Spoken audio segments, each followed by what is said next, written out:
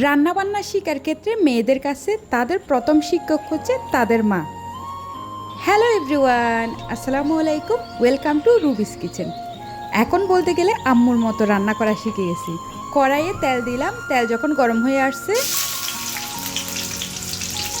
এর মধ্যে রসুনকে তেতো করে তারপরে চিংড়ি মাছ দিয়ে দিলাম পরিমাণ অনুযায়ী লবণ।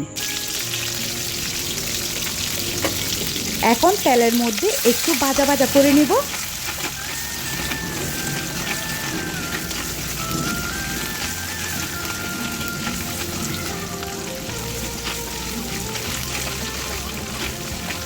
ভাজা শেষে এখন দিয়ে দিচ্ছি শাকগুলো হাতের সাহায্যে ছিঁড়ে নিয়েছিলাম। যে কোনো শাক না হাতে ছিঁড়ে নিলে ওই শাকটা খেতে একেবারে বেশি মজা লাগে। কলমি শাকগুলো এখানে দিয়ে দিয়েছি। এটা একেবারে খুবই সাদামাটা রান্না বললেই চলে। তো এমনিতেই দেখা যাচ্ছে এখানে অনেক বেশি কড়াইয়ের মধ্যে একেবারে জায়গা হচ্ছে না। একটু পরে অবশ্যই শাকগুলো কমে গিয়ে অল্প পরিমাণের হয়ে যাবে। আমি শাকগুলোকে সুন্দরভাবে রসুনের সাথে ভালোভাবে মিশানোর চেষ্টা করতেছি। এদিক দিয়ে এই পর্যায়ে এসে শাকগুলোও অনেকখানি সিদ্ধ হয়ে আসতেছে। আর শাক এমনিতেও বেশি রান্না হলে খেতে মজা লাগে না। শাকটা একটু সবুজ সবুজ থাকবে, এর মধ্যে শাকটা খেতে একেবারে দারুণ লাগে। আমি আপনাদের সাথে ভিডিও শেয়ার করতেছি, এই রেসিপিটার মধ্যে কোনো ধরনের ভিডিও কাট করলাম না। আর তাছাড়া রান্নাটা কমপ্লিট করতে বেশি সময়ের প্রয়োজন হয় না। আমার মনে হয় শাক তেলের মধ্যে বসিয়ে পিট উল্টে দিলেই যেন শাকটা তাড়াতাড়ি সিদ্ধ হয়ে আসে। আর তাছাড়া সিম্পলের মধ্যেই বলবো এই শাকটা খেতে খুবই মজা।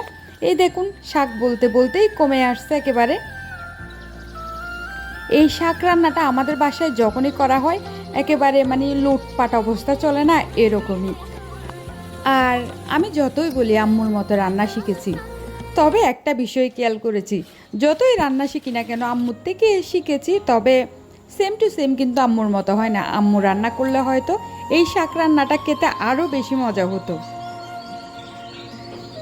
শাকটা এই অবস্থাতেই আমি নেড়ে চেড়ে চুলাটা অফ করে দিব। আর ঢাকনা দিয়ে ডেকে রাখলে শাকটা এমনিতেই আরও একটু সিদ্ধ হয়ে আসবে।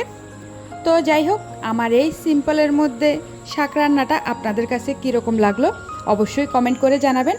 আমার মতে অনেকেই শাক রান্নাটা পেঁয়াজ তারপর কাঁচামরিচ এগুলো দিয়ে ভাজি করে, তবে আমরা খুবই সাদামাটাভাবে এভাবে শাকটা রান্না করি, এভাবেই খেতে দারুণ মজা।